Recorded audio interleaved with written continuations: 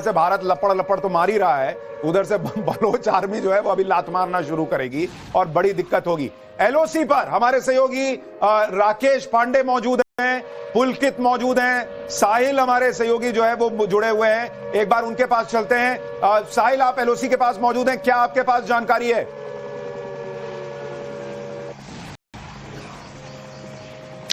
देखिए, ऑपरेशन सिंदूर के बाद लगातार पाकिस्तानी सेना ने सिविलियन एरियाज को टारगेट बनाया, जिसके कारण 3 लोगों की जान चली गई है। 9 से ज्यादा जो है वो घायल है, जिनको गवर्नमेंट मेडिकल कॉलेज बारामुल्ला यहां उरी से भेज दिया गया है। करीब 10 से 11 घर जो है वो बुरी तरह से उसमें उनको नुकसान पहुंचा है। उरी इस्लामाबाद की जगह पर 3 घर तबाह किए गए हैं पाकिस्तानी सेना की, जो उन्होंने शेलिंग की है। हम बिल्कुल लाइन ऑफ कंट्रोल के ठीक सामने हैं और ये जो पीछे पहाड़ियां देख रहे हैं, ये हाजीपीर का सेक्टर है। 1965 की लड़ाई में भारतीय सेना ने इस पूरे सेक्टर को अपने कब्जे में लिया था, लेकिन बाद में जो उस वक्त की सरकार थी, 1 साल बाद इस जगह को छोड़ना पड़ा। जल्दी से चलते हैं राकेश पांडे के पास। राकेश, आपके पास क्या खबर?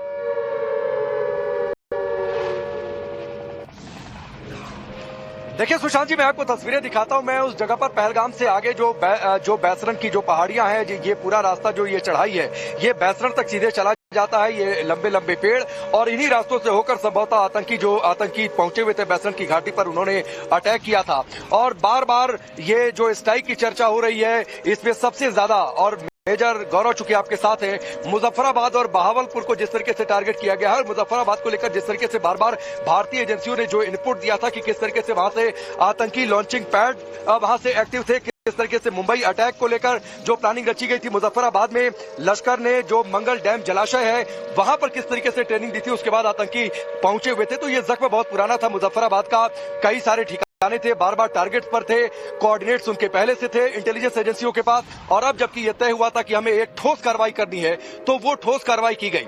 मुजफ्फराबाद, फिर बहावलपुर, और आप पूरी तरीके से देखिए, हम एलओसी पार करके अंदर भी गए, चाहते तो यहां से भी अटैक कर सकते थे। स्कैल्प मिसाइल की रेंज जो है 560 किलोमीटर होती है, लेकिन गए और ये मारकर बताए कि भाई आ सकते हैं, मार सकते हैं, देखो इस तरीके से हम अंदर से भी मार सकते थे, लेकिन ये जो तुम आतंक को पालते पोसते हो उसे खत्म करना बहुत ठीक है। गौरव, हम आपके पास, ठीक है राकेश, हम आपके पास लौटेंगे।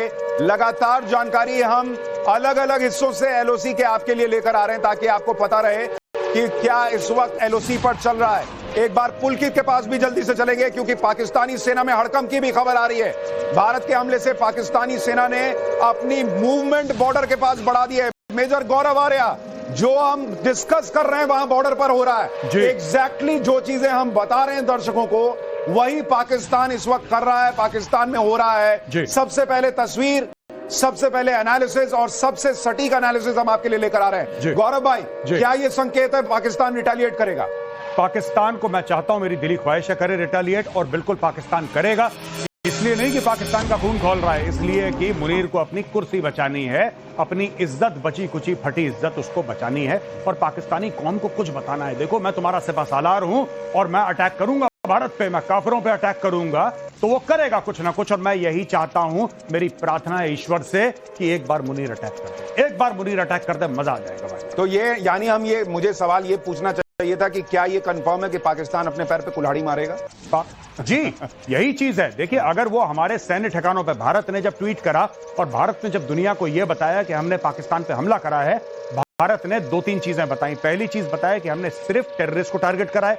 दूसरा, भारत ने यह बताया कि हमने कोई मिलिट्री टारगेट नहीं करी पाकिस्तान में। तीसरा बताया कि नॉन एस्केलेटरी है, यानी कि एस्केलेशन नहीं होगा इसमें, हम नहीं चाहते कि एस्केलेशन हो, हमने अपना बदला पूरा ले लिया। अब हमारे पास तो आतंकी है नहीं, तो पाकिस्तान किस ठिकाने पे अटैक करेगा?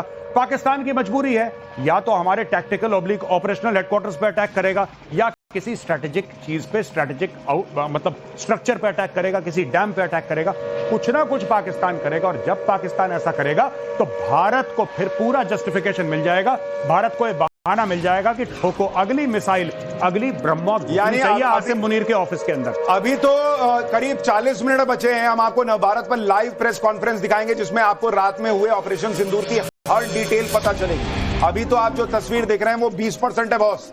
पाकिस्तान को ऐसे ऐसे जख्म दिए हैं भारत ने रात में कि आप सोच नहीं सकते, वो भी आपको दिखाऊंगा। लेकिन बॉर्डर के पास पाकिस्तानी सेना की हलचल जो है वो बढ़ गई है।